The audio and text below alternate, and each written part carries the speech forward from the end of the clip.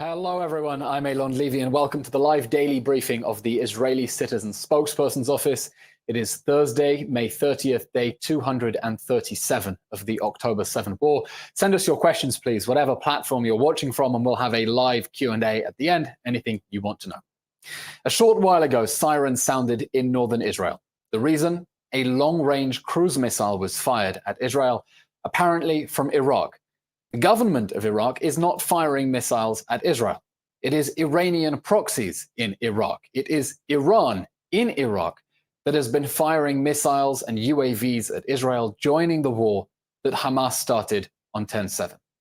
The IDF intercepted the missile, and thankfully, this time, no injuries or damage were reported. Israel is fighting for its survival against a coalition of Iranian proxy armies on 7 fronts: Gaza, the West Bank, Lebanon, Syria, Iraq, Yemen, and Iran itself. This is not a local conflict between Israel and a Palestinian terrorist group in Gaza. It is a regional conflict in which Israel is under attack from every direction by terrorist forces loyal to the Islamic Republic. The conflict in Gaza is only one part of a much bigger war that Hamas started on 10/7. Hezbollah joined that war from Lebanon on October 8th and has been firing rockets at Israel every single day, including today with non-stop sirens in northern Israel. I could say that Israel is fighting Iranian terrorist proxies on 8 fronts, if I include American campuses. I wish I were joking, but I'm not. The supreme leader of Iran, Ayatollah Ali Khamenei, just published a letter expressing solidarity with the students who are intimidating and assaulting Jewish students on college campuses. He called the students in the college Tentifada a branch of the resistance front. That means that Iran considers them the same as Hamas, Hezbollah, and the Houthis. He praised them for their honorable struggle against the brutal Zionist regime. Because when Iran hears students on campuses calling to globalize the Intifada, it knows they mean globalizing violence against Jews and Israelis and terror attacks in the West. When Iran hears them chanting from the river to the sea, it knows they want the violent destruction of Israel and not some peaceful secular democracy for everyone. The whole world needs to put pressure on the Islamic regime in Iran to stop its 7-front war against Israel and choose peace instead. In Gaza, IDF operations continue. The IDF now has control over the border area between Gaza and Egypt. This strip of land is known as the Philadelphia Corridor. Israeli control of this area is critical to stop Hamas rearming. The corridor was Hamas's lifeline. It is full of tunnels that go underground from Gaza into Egypt. So far, the IDF has located around 20 tunnels just in the narrow strip of land along the Gaza-Egypt border. Hamas used these tunnels to smuggle the weapons it used against Israelis on October 7th and in decades of rocket fire on Israeli communities before the massacre. The IDF is now systematically dismantling Hamas's underground highway network along the Egyptian border and also under the city of Rafa. In eastern Rafa, the IDF found an underground tunnel that was 1.5 kilometers long. It found an entrance just 100 meters from the Rafah border crossing. Now, that tunnel entrance branched out into many different tunnel routes. The IDF went into these tunnels and found several blast doors, hiding spaces, and toilets. It found a huge supply of weapons in the tunnel network: anti-tank missiles, AK-47s, grenades, and other explosives. Israel is going into Rafah to destroy the last 4 Hamas battalions because you don't put out 3/4 of a fire. The Hamas battalions that remain in Rafah will now have a much harder time hiding from the IDF and launching attacks from within and under civilian areas. And it's not just tunnels that the IDF is finding. Just a few steps away from the Egyptian border, the IDF found dozens of rocket launchers, loaded and ready to fire. In recent weeks, Hamas has fired about 70 rockets and mortars from the Rafah area, including at the Kerem Shalom crossing, disrupting humanitarian aid deliveries into Gaza. Hamas put the launchers right on the border with Egypt because it knows that Israel does not want to strike an area so close to the Rafah border crossing through which humanitarian aid was entering Gaza until Egypt closed that border, that is. Hamas's strategy is to attack and draw fire to humanitarian aid crossings. Why? Because that will force Israel to close the crossings. Hamas wants to engineer a humanitarian crisis in Gaza because it knows that the images of suffering on TV screens are good for its war against Israel, and it wants the world to play along. And hey, Hamas's strategy seems to be working. There is an enormous gap between the facts on the ground about what is going on in Gaza and the totally insane things that politicians around the world are saying about what is happening in Gaza. Yesterday, I saw a tweet from Senator Bernie Sanders. It said, Israel's military offensive in Rafa has crippled the delivery of humanitarian aid. Children are starving. No food, no water, no medicine, no fuel is getting to people in desperate need. Senator Sanders is making things up. He is either lying or he has no idea what he is talking about. Those are the only two options. Here are the facts. 335 humanitarian aid trucks went into Gaza yesterday, far more than at any point before the war. 5 tankers with 267,000 liters of fuel went into Gaza yesterday. As Bernie Sanders was saying, nothing went in. And this fuel will be used to operate essential infrastructure in Gaza, such as hospital facilities. The same hospitals, by the way, from which Hamas launches attacks on Israel. The day before yesterday, a record 465 humanitarian aid trucks were transferred into Gaza. Definitely not a trickle, definitely not nothing. Record numbers. And all of this information is publicly available. It's available from Kogat, the Israeli army unit that operates the border crossings. And I served in this unit just after the last Gaza war in 2014. It's disgraceful that politicians are making things up or lying about Israel and advancing Hamas's propaganda war against Israel. Someone should also send a memo to Samantha Power, the administrator of USAID.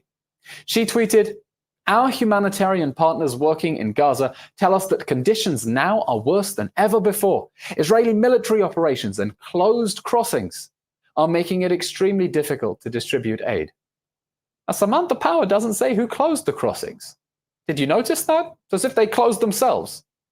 Egypt closed the Rafa crossing, one of the major crossings through which aid was entering Gaza. Egypt stopped aid going from the El Arish port into Kerem Shalom. It only backed down under American pressure, but it receives not a word of public criticism for blocking aid into Gaza. It's time that world leaders start telling the truth and exercising responsibility instead of amplifying the lies of the terror organization that perpetrated October 7th and is threatening to do it again. Finally, an update on the tragic fire in Rafa. Ed O'Keefe is the White House correspondent for CBS. During a press conference on Tuesday, he asked John Kirby, the National Security Council spokesman, how many more charred corpses does the president need to see before he considers a change of policy? Now, that exchange with Kirby went viral. O'Keefe was reacting to an incident that the IDF is investigating. Here's what we know so far. The IDF used small munitions to carry out a precision strike against 2 Hamas arch-terrorists. It didn't drop 2,000-pound bombs. It used the same types of munitions that the Biden administration has been urging Israel to use in Rafah. Because as the White House says, the enduring defeat of Hamas is a shared goal.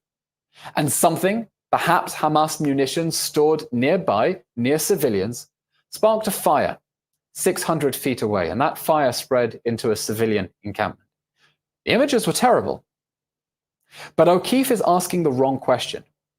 He's asking how many more uninvolved Palestinian civilians in Gaza need to die, not before Hamas surrenders and releases the hostages from its terror dungeons, but before President Biden demands that Israel abandons its citizens in the Hamas terror dungeons and leaves the Hamas rapist regime in power, able to plan more October 7th massacres. That cannot and will not happen, not only for Israel, but also for the fate of the West and the whole free world fighting radical terror. The real question is this: how much more must the people of Gaza suffer before the government of Gaza, Hamas, decides it's too much? Is there a number? Because this war can end immediately if Hamas surrenders, if it lays down its arms and gives us back all the hostages. 125 are still stuck in Gaza. Hamas can end the war it started. And world leaders have said repeatedly, it is impossible to have a sustainable ceasefire while Hamas is still in power in Gaza. Because Hamas exists for the sake of war. For the sake of peace, Hamas must go. Israel isn't going into Rafa for fun. Israel is paying a heavy price for this war that Hamas started. Our soldiers are dying. But the bottom line is clear. This war cannot end with Hamas continuing to shoot rockets at Israelis. That's why it's so important that Israel secure the border between Gaza and Egypt so Hamas cannot smuggle the rockets that it has used for over 20 years to rain rockets on Israeli communities. Israel will continue to target members of the Hamas rapist regime until that regime is no more and every single Israeli hostage is freed from the Hamas terror dungeons. Because the alternative to fighting this barbaric enemy in a war we didn't want, a war we didn't start, a war we didn't even expect, is to abandon our hostages in the hands of Hamas, and nobody can allow that to happen. That's the end of today's briefing. I'll now take any questions you have. As a reminder, you are welcome before the briefing, during the briefing, to drop questions wherever you are following on. We are live on YouTube, Facebook, Instagram, Twitter, TikTok. Feel free to leave questions. My team is going through them here. We'll take your questions here in real time. Yes, we have a first question, please. Oshrit on Instagram asked, why isn't Israel addressing the Rafa incident, and by doing that, letting the misinformation be accepted as truth? Thank you, Oshrit. Israel is addressing the facts around Rafa. And in fact, the IDF spokesperson, Daniel Hagari, gave a briefing. It went live. He had maps and pictures behind him. The IDF has been tweeting it. The information is out there. Now, it takes time for Israel to check the facts. We've seen this pattern before. Hamas tells a lie. It spreads around the world while Israel does the responsible thing of checking the facts before we tell the world what happened. It happened at the beginning of October. Hamas claimed that an Israeli airstrike hit the Al-Ahli hospital in Gaza, killed 500 people. The word went around the world until Israel checked the facts, and it turned out that it was an Islamic Jihad rocket, piece of shrapnel, that hit the car park in the hospital, and far fewer people were killed. By the way, Hamas claimed 500 people were killed. It was a lie, but that's still part of the official Hamas casualty figures. It takes time for Israel to check the facts, but we're sharing it with the world. And what we're doing here at the Israeli Citizen Spokesperson's Office is to amplify the accurate official information from Israel. The question we need to be asking isn't why isn't Israel sharing the information, but why isn't the media responding to it? Why do journalists who fell for Hamas's scam right at the beginning, quoting Hamas officials, keep covering up the fact they made a terrible mistake in amplifying that propaganda instead of checking the facts? We need accountability from the global media. We cannot have this recurring pattern that Hamas tells a lie and it goes all the way around the world before Israel can check the basic facts. Adina asks on Instagram Live, is there a hostage deal? Adina, at the moment, there is no hostage deal. Israel wants to see a deal that will enable us to get the hostages back. There is no time left for them. An update on the numbers, we have 125 hostages still trapped in Gaza. Of those, we know at least 39 are dead, either killed in captivity or murdered on October 7th and their bodies taken into Gaza. We don't have live information about the rest of them. From time to time, Hamas puts out a proof of life video, but that doesn't mean it's keeping the hostages alive afterwards, and we fear that it is starving and torturing and raping and executing them in the Hamas terror dungeons. Israel wants to see a deal that will enable us to get the hostages out, but at the moment it's not happening. And it's not happening because Hamas has no reason to let the hostages go.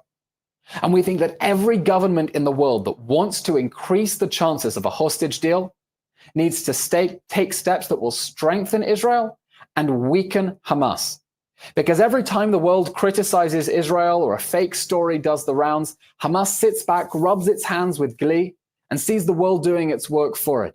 And that gives Hamas a reason to want to drag this war out for as long as it can, because it thinks that Israel is paying a price for it, No, Hamas must pay a price for this war. We need the world to put pressure on Hamas and its backers.